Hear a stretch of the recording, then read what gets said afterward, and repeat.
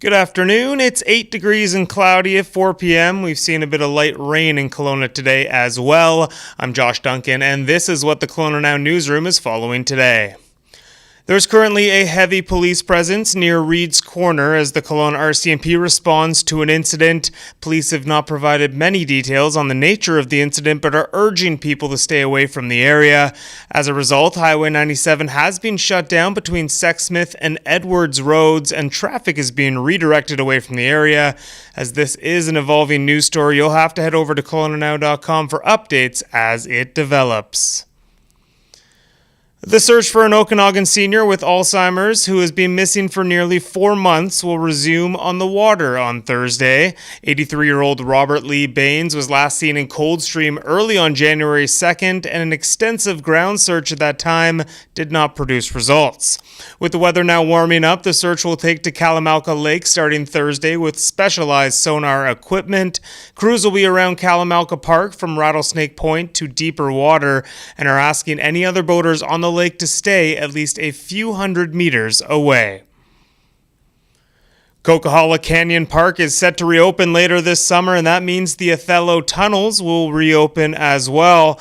The popular provincial park east of Hope has been shut down since November 2021 after it was significantly damaged during the atmospheric river weather event.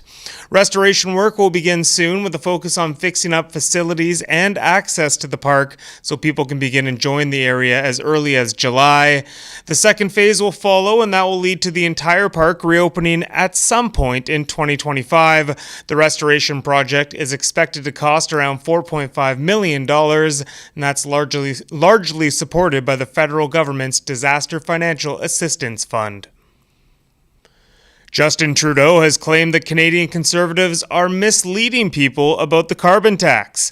He made the comment today during a housing announcement in Vancouver, repeating his claim that basic math says most Canadians get more in rebates than they pay in taxes. He said Conservative politicians are deceiving Canadians with their messaging on the carbon tax, and the Prime Minister promised to continue calling them out. 7 premiers have asked Trudeau to cancel a planned April 1st increase to the carbon tax, and that will raise gas prices 17 cents per litre. Conservation officers seized a 9-foot-long Burmese python from a Chilliwack residence on Tuesday.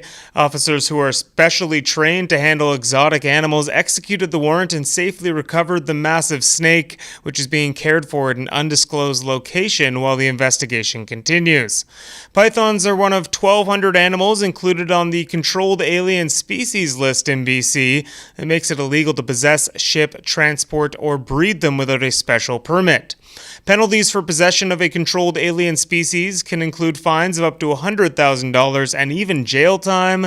The Conservation Officer Service says it's not the first time they've been tasked with seizing exotic animals. They've captured cheetahs, alligators, and monkeys over the past decade. And finally in sports, unfortunately, the Kelowna Rockets will not have a chance to draft generational defensive prospect Landon DuPont first overall this year. Although they entered the day with the third best odds of winning the WHL draft lottery, it was the Prince Albert Raiders with the fourth best odds that saw their lucky ball drawn. As a result, the Raiders moved up to the second overall pick, and the Rockets moved down from third to fourth. It was the Everett Silvertips who held on to the first overall selection. They got that pick through Kamloops' first-round pick. While they likely won't get DuPont without some trade magic, there will still be plenty of top-end prospects around for Kelowna to choose from when they pick fourth overall in May. You can read more about those stories and plenty others over at KelownaNow.com. Thank you, as always, for tuning in to our live news update this afternoon. Have yourself a wonderful evening.